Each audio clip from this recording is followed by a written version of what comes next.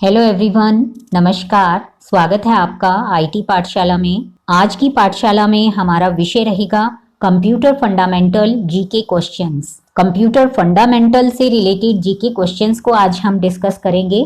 First question है, what is the primary function of RAM? RAM की full form है random access memory in a computer. Computer में random access memory या RAM का क्या कार्य होता है? तो जब हम कंप्यूटर पर काम करते हैं तो काम करते हुए जो भी हम कार्य उस पर कर रहे हैं वो हमारा डेटा स्टोर होता रहता है एक टेम्परेरी स्टोरेज पर, जिसको हम रैम बोलते हैं। अगर हमारा कंप्यूटर बंद हो जाए या पावर ऑफ कर दिया जाए बिना डेटा को परमानेंटली सेव किए तो ये डेटा डिलीट हो जाता। तो यहाँ पर जो रैम है वो एक टेम्परेरी डेटा स्टोरेज स्पेस होता है कंप्यूटर में। तो यहाँ करेक्ट आंसर है B, temporary data storage. Number 2 question, what does CPU stand for? CPU की फुल फॉर्म होती है सेंट्रल प्रोसेसिंग यूनिट। तो यहाँ पर करेक्ट आंसर है B, central processing unit. Now question number 3, what is the purpose of an operating system? Operating system का क्या उद्देश्य होता है कंप्यूटर में? ऑपरेटिंग सिस्टम सारी हार्डवेयर रिसोर्सेज को मैनेज करता है। कीबोर्ड, माउस, जो भी कंप्यूटर सिस्टम में हार्डवेयर रिसोर्सेज लगे होते हैं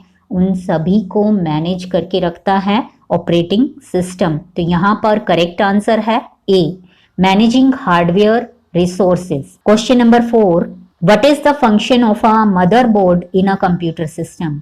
कंप्यूटर सिस्टम में एक मदरबोर्ड का क्या कार्य होता है?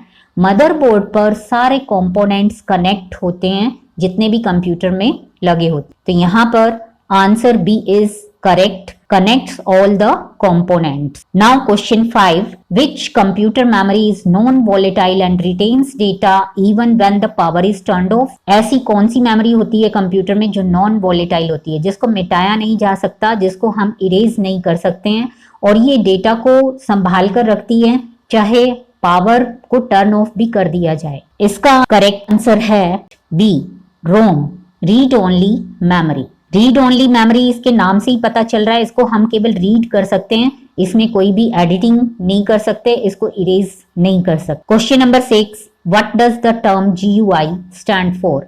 GUI की फुल फॉर्म होती है ग्राफिकल यूजर इंटरफेस। तो यहाँ पर करेक्ट आंसर है A, graphical user interface. Now question number 7, which type of software is design to harm और disrupt a computer system? Computer system को हानि पहुंचाने के लिए और उसमें रुकावट पैदा करने के लिए कौन से सॉफ्टवेयर डिजाइन किए जाते हैं? तो यहाँ पर करेक्ट आंसर है ए, मालवेयर। मालवेयर ऐसे सॉफ्टवेयर्स होते हैं जो कंप्यूटर को हानि पहुंचाने के लिए या उसमें रुकावट पैदा करने के लिए ही डिजाइन किए जाते हैं।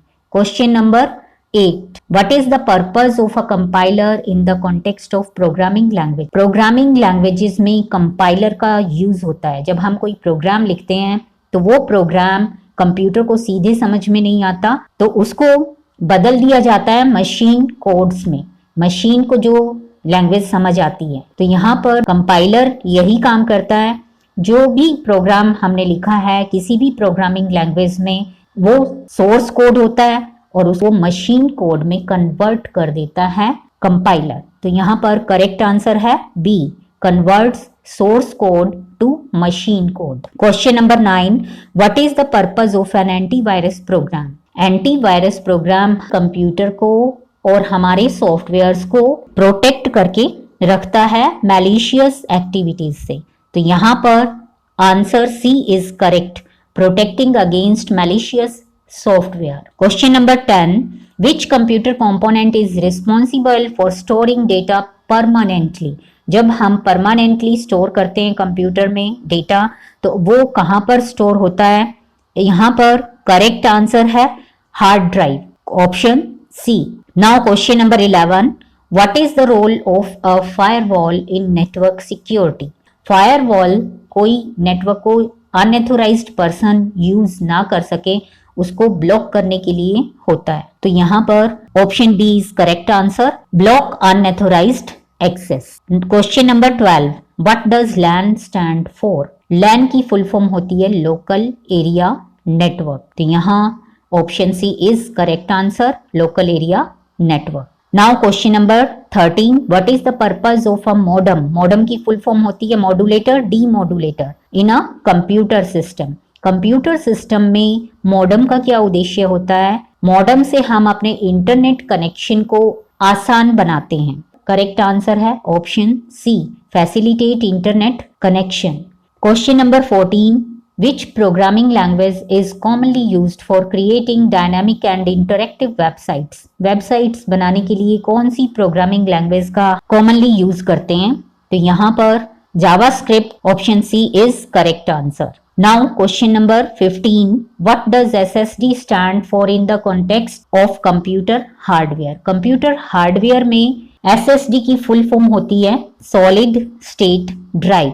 ये ऐसी ड्राइव होती है जिससे आपकी जो कंप्यूटर की स्पीड है उसमें इंप्रूवमेंट होती है। Option A is correct answer. Question number 16. Which of the following is an example of system software? System software का एग्जाम्पल 3 ऑप्शन में से क्या है? यहाँ पर करेक्ट आंसर है C, operating system is an example of system software. Question number 17. What is the purpose of a cache memory in a computer system? Computer system में cache memory का क्या उद्देश्य होता है? कैशे मेमोरी एक ऐसा place है जहां पर डेटा को टेम्परेरी स्टोर करके रखा जाता है, ऐसा डेटा जो हम बार बार यूज करते हैं तो यहाँ पर करेक्ट आंसर ऑप्शन बी है, temporary storage for frequently used data. इसी को हम कैशे मेमोरी बोलते हैं। Now question number 18. What does the acromion PDF stand for? PDF आपने बहुत सुना होगा, लेकिन पीडीएफ की फुल फॉर्म क्या होती है? पोर्टेबल डॉक्यूमेंट फॉर्मेट, यानी correct answer is option B, portable document format, जिसको हम शॉर्ट में पीडीएफ बोलते हैं। Question number 19. What is the purpose of a network switch in a local area network? जब हम कंप्यूटर्स को नेटवर्किंग पर लगाते हैं, नेटवर्किंग करते हैं उनकी, तो स्विच के द्वारा जो डिवाइसेस होती हैं उनके आपस में कम्युनिकेशन को सुगम बनाता है। तो यहाँ पर option C is correct answer, facilitate communication between devices. Now question number 20. What is the function of the BIOS in a computer system? Computer system में बायोस का क्या कार्य होता है? बायोस यानी basic input output system. Basic input output system boot process को शुरू करता है। तो यहाँ पर option C is correct answer, initiate the boot process. अगर आपको और भी कंप्यूटर से रिलेटेड जीके क्वेश्चंस चाहिए तो उसके लिए वीडियो दी गई है ऊपर आई बटन में, वहां से आप इसको चेकआउट कर सकते हैं। नीचे कमेंट करके जरूर बताइएगा कि वीडियो आपको कैसी लगी। आपको यूजफुल लगी है तो प्लीज इसको लाइक कर दीजिए, और ऐसे ही यूजफुल वीडियोस के लिए चैनल को सब्सक्राइब करके बेल के ऑल ऑप्शन पर टच कर लीजिएगा। Keep watching, thanks.